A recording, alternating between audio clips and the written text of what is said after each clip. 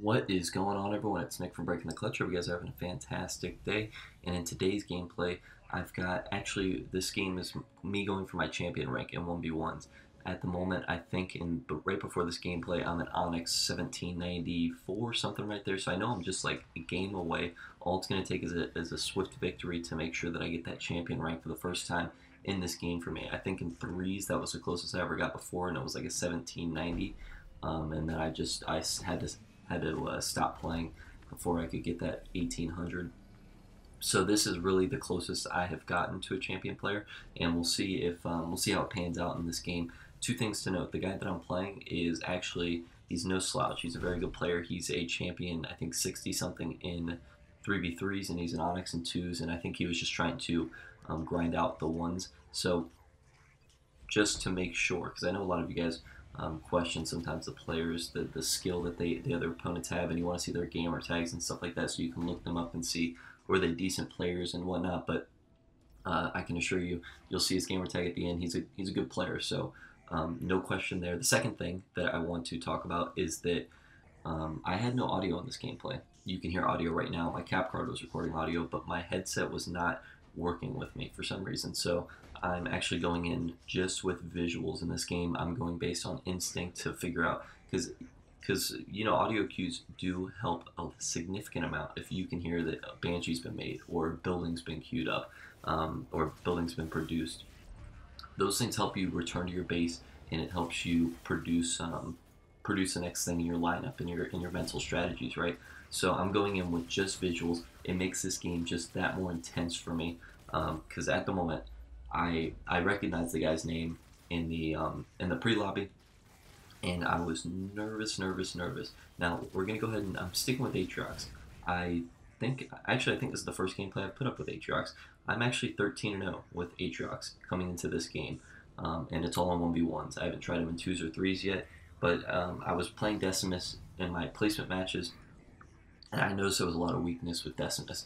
Of course, I could be mistaken, but could just be how I run Decimus. But anytime you would go up against an Atriox, Atriox would win, or at least in my situation.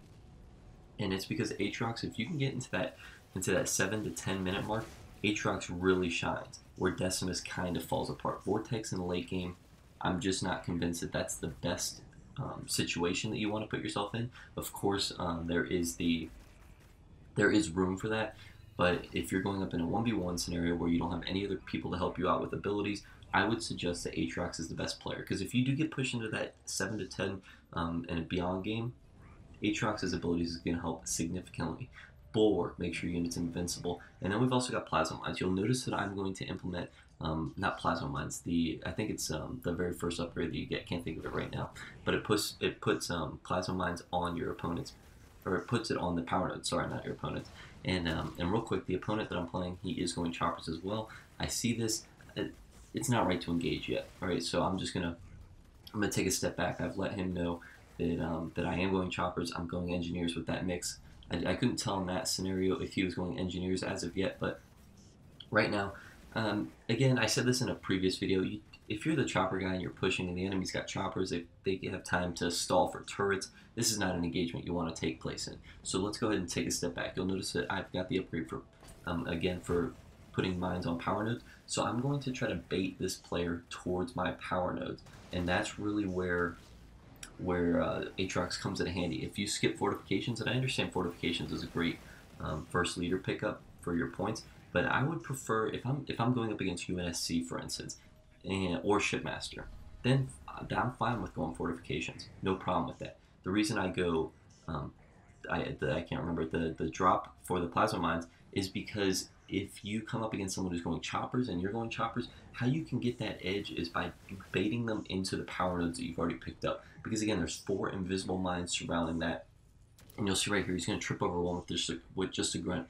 But a little bit into this, you'll see I'm going to shift over. I mean, I'm fighting an uphill battle, right? His units are being spawned right there. So he's got a better situation than me. I'm trying to stall him. I'm trying to get more units out. And then I figure the best thing to do would just to back up. Let him take control of his side of the map, or of his ramp, I should say, not his entire side of the map.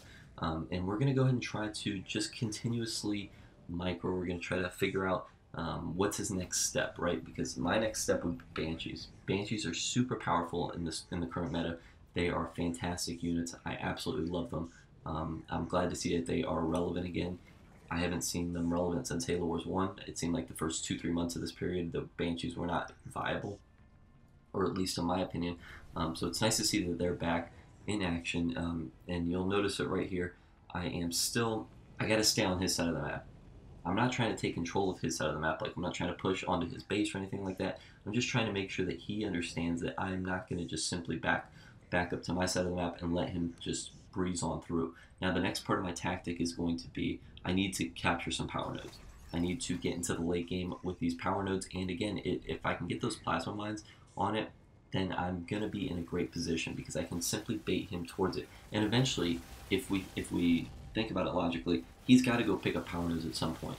And if I start picking up the ones on his side of the map, you see I have the one on the, I think it's the top right, and then I'm capturing the central one. Eventually, at some point with those choppers, he is going to make a push for power nodes. It's logical. And you'll see I'm going to try to just keep baiting him around, make sure that my units stick together. I need to pop a engineer right there. There it is. And it's going to help me with reserving some damage so I'm not taking full damage. And you'll notice I'm getting Banshees in this play now, and I'm starting to take a little bit of the lead here.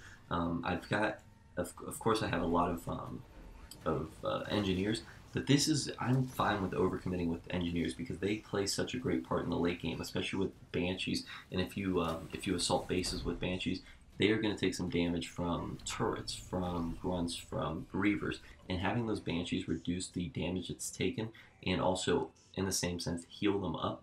I really do like the engineer play. I'm also glad to see that engineers are very viable, and you'll notice that I catch him sleeping. I pick off a couple right there. And now I'm going to start engaging his base or towards his base. I want to make sure that, it's a winnable situation. You can't just commit into a situation like this and lose all your units, because then you've just lost everything you've worked for. The past 7 minutes has been me working up to this very point where I can push onto his main base with Banshees, with engineers, and start to take control. Now, turrets for the Banished are very powerful.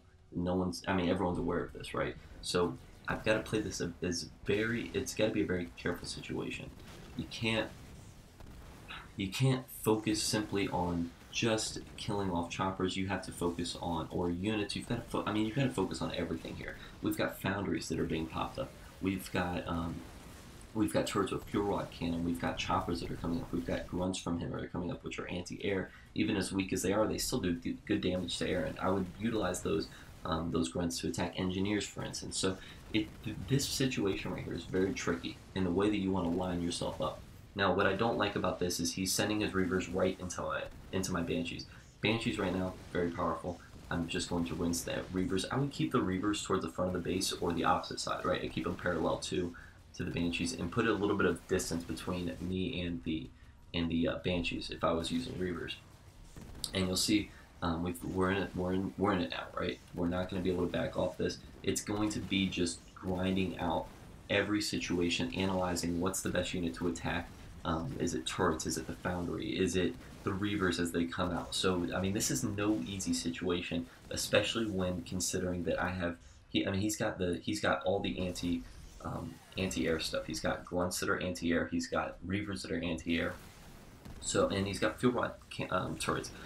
But this is where the engineers come into play, right? I need to make sure I'm constantly popping the Y button, and sometimes I do struggle with that. I would click on all engineers, hit the Y button. One of them usually hits it, but on occasion they don't respond very well. And another thing that I'm trying to implement here is if I can't beat him in this situation, I want to take out some power extractors or some of his extractors, because I have power nodes across the map. That's going to cripple him into the late game, which would let me win eventually if I don't pull it off here. So again, it's just about getting that advantage. You got to figure out your situation, and you'll notice I think I'm doing a pretty good job right here. I'm very excited about this gameplay, and you'll notice also, you should recall, I don't have the audio still, so I've got to constantly just check back to my base. I got to figure out when was that Banshee made, do I have any more queued up? Boom, I got to go back. I've got to fix it. So I think the microing actually.